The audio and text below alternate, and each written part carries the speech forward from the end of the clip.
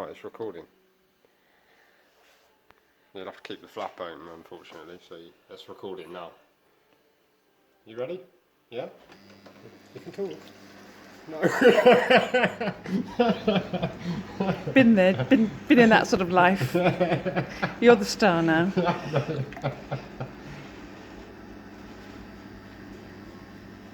you want to talk? Yeah, okay. What do you want me to say? What I'm doing? Okay, so I'm centering this lump of clay. And I center differently to most of the other people in that I'm using my thumb as usual. Yep.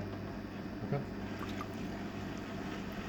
So what I'm looking for to begin with is almost the width of the foot on this bowl.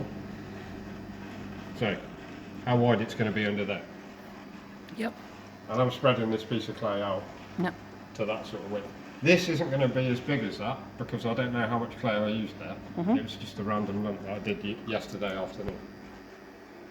Right, okay, so we're going to open up.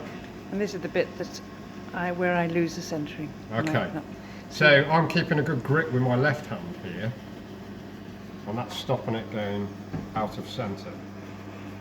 So I've opened it slightly. Now this bit here, Elaine, is important because it's almost secondary centering. So if you knock it off centre as you're opening it up, let's knock it off centre. This bit here is going to line it back up again. Secondary centering. And you've got 3 digits on that. I have, yeah. Okay. And with a larger lump of clay, you could do it like so. But we haven't got a large lump of clay. So I haven't opened this up very deep because I want to be able to put a foot on this. So there's probably half an inch of clay maybe. It's quite a lot, isn't there? Yeah. Centimetre is what I'd say. Oh, metric. Yeah, go for it. It's Go good. for it. Oh, It's good. It's the future. It's the present, actually, Matt. It's the present, yes, since the 70s. Yes, since the decade I was born in. Sorry. Okay, so we've just got to keep lifting this. But as I'm going, so every time I move this clay away from the edge here and stretch it, so I'm coming up to the rim. Okay. I'm just going to grab the rim and steady it so it doesn't go off centre. That's 4 digits now, is it? Or 5? Oh, that's actually, I'm probably using 6. This is, I do this without thinking now, but we do this on the rims of all of our Winchcombe pots. Great, it's good. So it's going to do a few things, this. So what it's going to do, these 2 digits here, so the thumb there and the index finger on the left hand, that's creating a rounded rim. So it's not going to chip as easily. Then I'm going to drop my middle finger in there. That's giving me a glaze line, that finger there. Alright. So if I was going to glaze this just on the inside only, I've then got a line that I can glaze up to. So that's those 3. Then a finger goes underneath to steady it, so the index finger on the right hand. Oh yes. And at the same time I'm going to use the thumb on the left hand to ensure I don't get a sharp bit on that rim. So there's lots going on there. So the 2 on the outside, up the outside, and the top. And the 2 if on you the look left. at the shape of this now, Elaine, so what we were looking at in your pots earlier was that we've got a kink there, look. So I've got that very same kink that's happened there. There's a bit of a lump there, a bit of a raised bit. I'm going to continue to throw this, but I will iron that out quite soon. So we'll give it one more lift.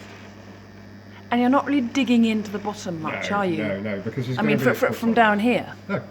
What I mean is you're not pushing No. all of it out. No, because this is quite a low pot and it needs to be able to be supported. Gotcha. Right, so you can see that lump there now. It's formed there, look. So we're going to push that out. Without supporting it from the outside? Yep. So very gently. What we're doing here is what a wooden rib or a metal rib would do, but I'm doing it with my hands because, like you, I don't like to use a lot of tools. I'd rather use my hands to do it all. And I've just learned that you can iron these kinks out very gently by doing this. And without touching the outside? Yep. And you haven't taken any slip off anywhere yet? Not yet, no. Because I'm going to drop this. I'm going to drop this shape because it's a bit tall at the moment. So what will happen to this when it's drying?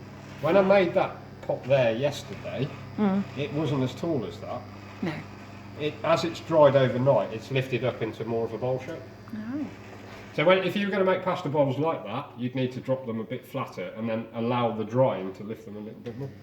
It's bizarre that happens. And yet in the kiln they'll open again. Yeah. Won't they? Yeah, they will. But not to the extent that it was. So you're really doing that a lot. Yeah. So what I'm doing now is I'm dropping the outside height, but I'm also making sure we don't have kinks in this shape.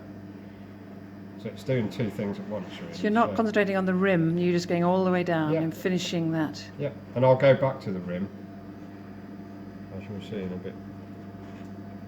So.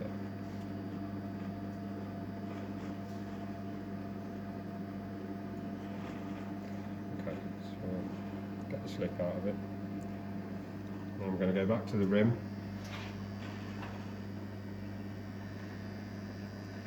And the last thing I'm going to do is undercut it.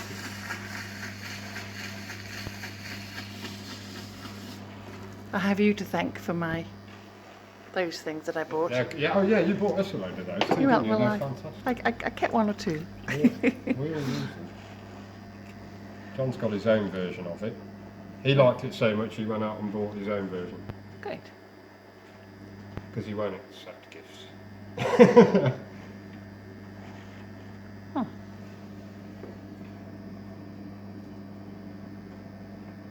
And if, you know, of course, if I wanted to make this all pretty and put a spiral in it, then I could do that with my fingers right now.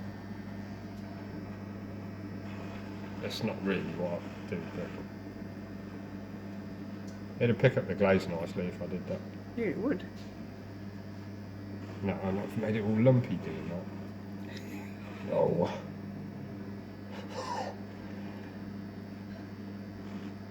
Bit. That's all right. It's lovely, isn't it? Oh, I just love that. And that touch is very, very gentle doing that. It's not, you know, I'm not putting loads of force on it. It's just a really, really gentle. You know, you just feel your way through the kinks and push them. Well, maybe I wasn't fussing too much at home because. I mean, I've done, you know, in terms of real time, I've done this slower for the camera now. Really? Yeah. If I was going to. No, know what I mean? I mean, but you've done this, not just once or twice. No, I've done it a lot. Yeah. Yeah. No, that's what I mean. So when you know, you've mentioned that I just thought occasionally you get an S crack. Well, that is compression. Our clay, as I said earlier, is very forgiving, but all that compression is going to stop your pot S cracking in the firing anyway, or in the drying. Okay. We do see S cracks in this workshop, but very rarely. Okay. Fantastic. And this wire. Look, thank you. Shall I? Keep it going for now if you want. So I'm going to use a single stranded wire on this because I'm going to cut a foot in it. I don't want pretty patterns on the bottom. And there we go. And then we can lift the bat off. If it'll let us. Now I made that at the frith out of bamboo. It's a nice tool. Well, because I was scratching my wheel head a lot with metal. that one that I made with him. There you go. Oh, it's beautiful. Ta-da!